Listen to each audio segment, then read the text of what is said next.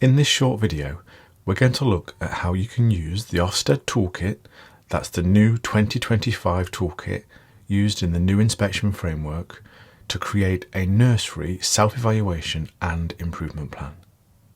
We're going to use the iAbacus format because it makes it extremely simple and straightforward and streamlines the whole process.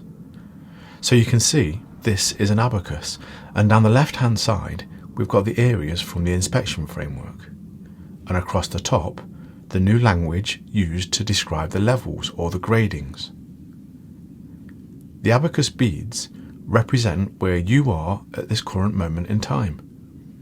You can move those beads along the line to represent your judgment. So that's the first thing you'll do when you enter your abacus. You'll slide these beads to represent where you feel you are in each of the areas. When you position a bead, it will open up the abacus improvement model. Let's just go through the 4 stages. First, you'll check your judgment against the criteria, in this case the new Ofsted Toolkit. Then you'll provide evidence to justify your judgment. Then you'll move on to analyse the helping and hindering factors that are pushing your bead in either direction. Then if you know what's helping or hindering, you can do something about it in your action plan. Let's follow the process. Let's start by checking our judgment against the criteria. When you open up the criteria, you'll see the criteria from the Ofsted Toolkit. These are the gradings. On reflection, you might decide to adjust your initial judgment. You simply move the bead to another level. As you move the bead, it will highlight the criteria that you've selected. You could be at the top of expected, for example, or just into strong. It allows you that variation within the judgment. If you'd like to look at the actual toolkit from which this criteria is taken, then you simply click on this link here. It'll take you to the exact section that you're evaluating, in this case, inclusion.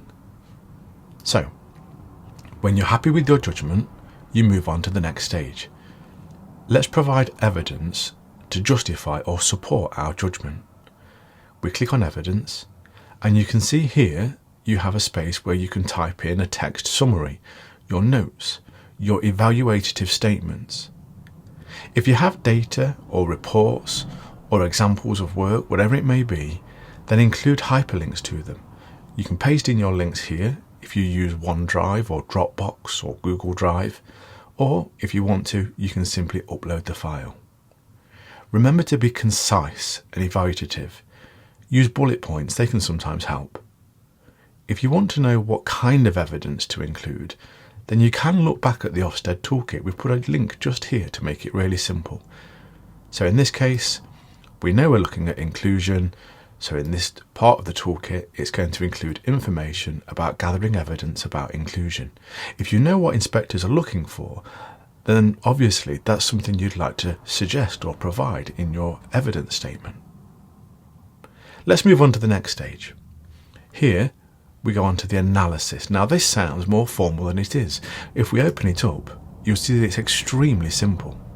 All we're doing is considering the helping factors that are pushing our bead in the right direction. The things that we're doing already were very well. Our strengths. The things that we want to celebrate. It could be people, policies, practices, anything that's pushing our bead in the right direction. We simply list them on the left hand side and then prioritise those that are making the biggest impact to the top. On the right hand side, this is where you enter your hindering factors. These are the things that are stopping us being more effective, the barriers to our improvement or our development. You see, when you slid that bead initially, you stopped at some point, and you stopped because you know that there are hindering factors pushing you in this direction.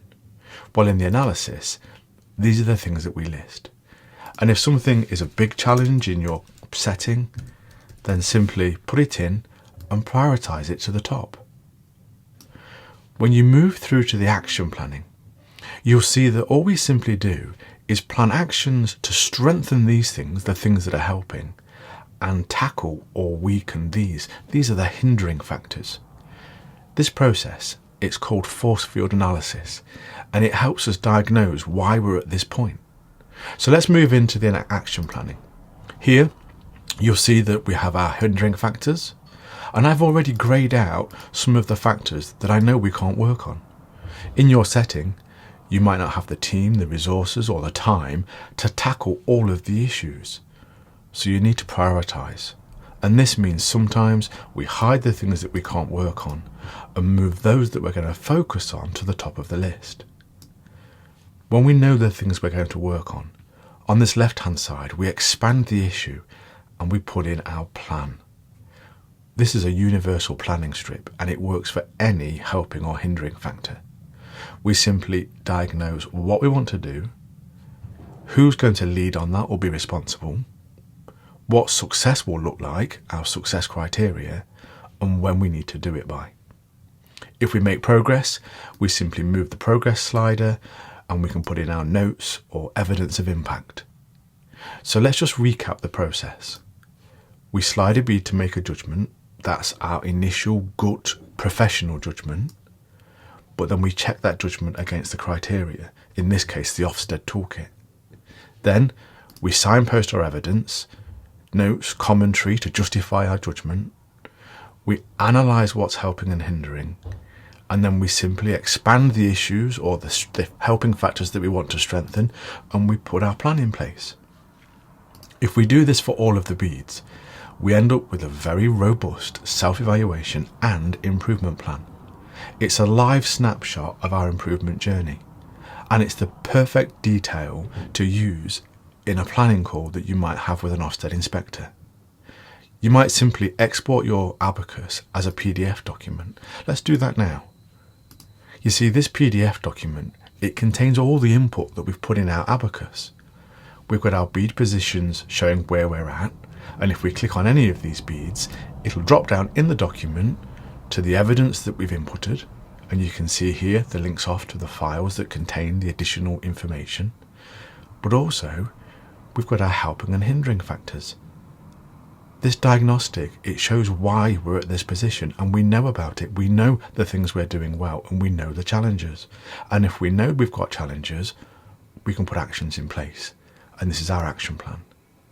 So this document, it's clear, it's concise, and it shows everything that we need to show that we know where we're at, why we're at that point, and what we're going to do to improve or sustain our current good performance.